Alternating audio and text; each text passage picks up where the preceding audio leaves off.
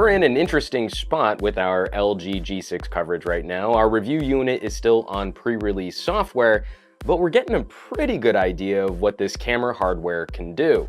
We're gonna go ahead and push forward with our real camera review, just acknowledging at the front of this video that there's a giant asterisk as to the performance of this phone, and if there are any significant changes once this software has been updated to release software, we'll go back and revisit what those changes might be. Buckle up, folks, we've got a lot of ground to cover, and I'm gonna move pretty quick. Now on the third iteration, LG's dual camera solution brings most of our favorite features from the V20, improving a few things while also taking a small step back in a few other areas. But our goal here is to see if the combined pros and cons add up to a great consumer experience. Starting off with exposure and saturation, it would seem LG is taking some small steps towards delivering more eye candy. Subtle tweaks to JPEG processing, pushing up saturation for that nicer color pop. On the whole, it's a successful implementation as we're in an era where people are more easily impressed by auto HDR processing modes. But we do see where this saturation can sometimes kill details in warmer colors. Looking at the raw file of a yellow flower, we lose almost all of the structure in the middle when converting it to a JPEG.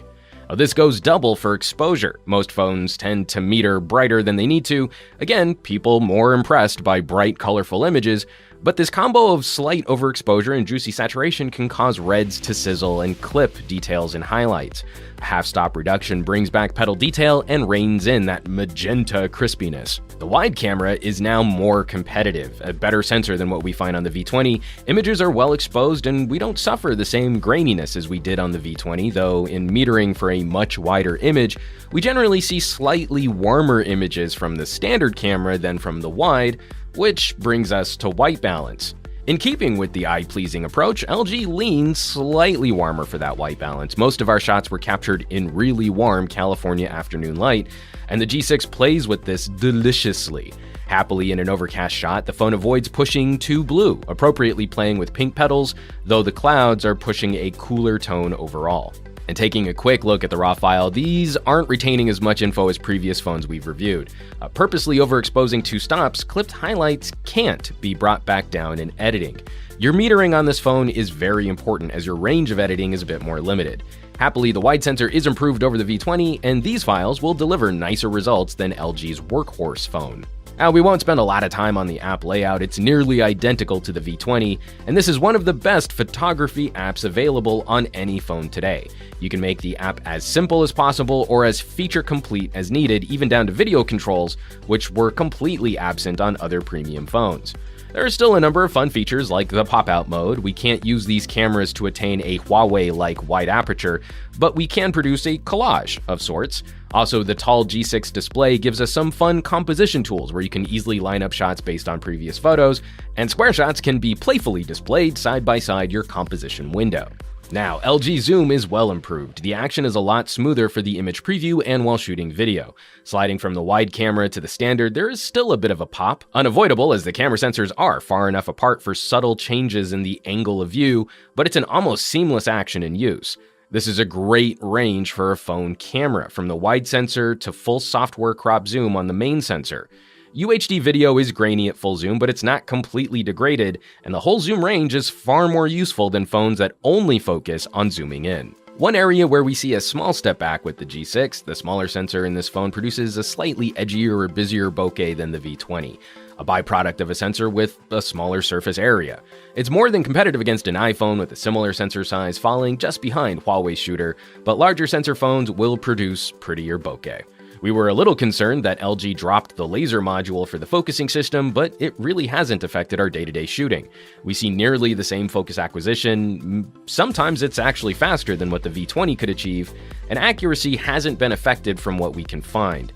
We do have the same gripe about focus reporting though, especially near macro distances, where the phone will report a lock though it's obviously missed the subject you're trying to capture.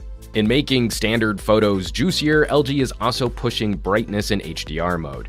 It's still one of the slower phones at capturing multiple shots, making it more likely that moving subjects are going to blur, but we often just see shadow brightening in most of these HDR outputs.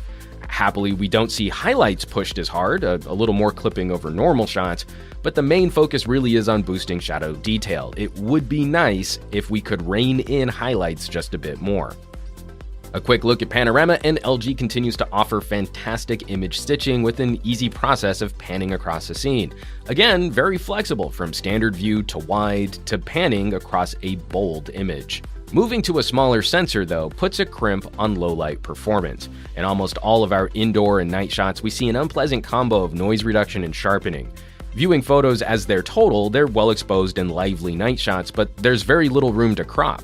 Zooming in a little, we see a very hard patterned texture.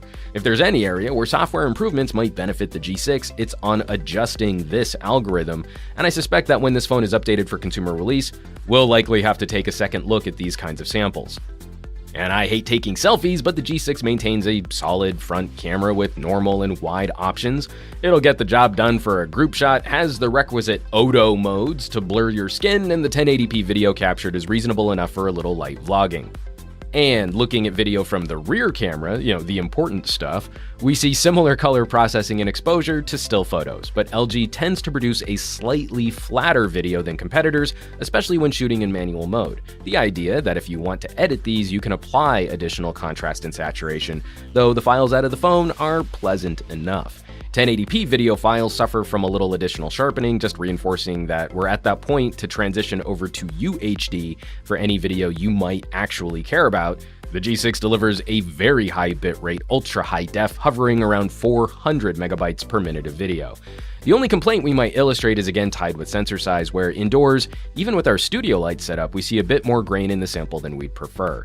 Being able to dial in your own settings for shutter speed and ISO can help tame what the camera would otherwise produce on its own. Video also gives us a better look at image stabilization, and we see the traditional LG lens shake and shimmy.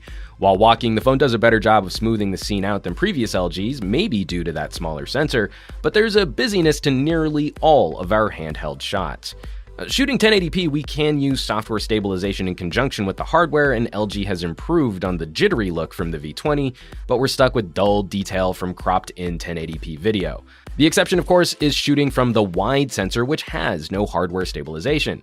There's significantly more twitch from the UHD video, and free of the lens warping aspects of the hardware OIS, the software stabilization is actually quite nice.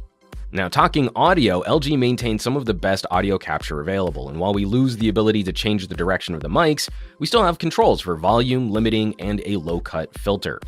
The G6 is easily one of the best solutions for capturing high-quality audio, but it should be mentioned that videos shot with the hi-fi option are more difficult to work with if you need to edit.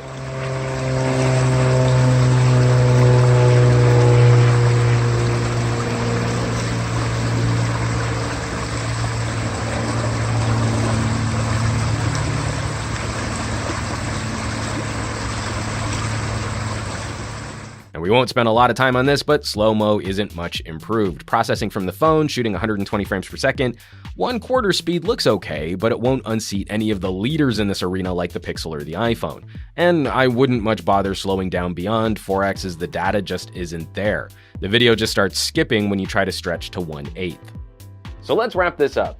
Where's that leave us with the camera on the LG G6? We always have to balance compromises against benefits, and LG's largely on the right track here. Where the V series represents an uncompromising approach to content creation, the G series phones are a bit more mainstream. The move to a smaller image sensor introduces a few compromises. We'll certainly have to revisit low light performance in a future video, but overall, this phone is second only to this phone in terms of real-world flexibility. The auto mode, traditionally a weakness on LG cameras, is more competitive against other smartphone rivals. The wide-angle shooter is definitely improved over the G5 and the V20, and the manual modes here absolutely shame those competitors which are focused solely on auto processing and HDR. And what's exciting is that there's less artificial software separation between the G and the V series now. Where the G5 omitted those excellent video controls, the G6 doesn't try and front that lame software split. Instead, hardware differentiates these two platforms, where we have the larger image sensor and the better microphone array on the more expensive handset. Will the G6 top our list of best shooters of 2017?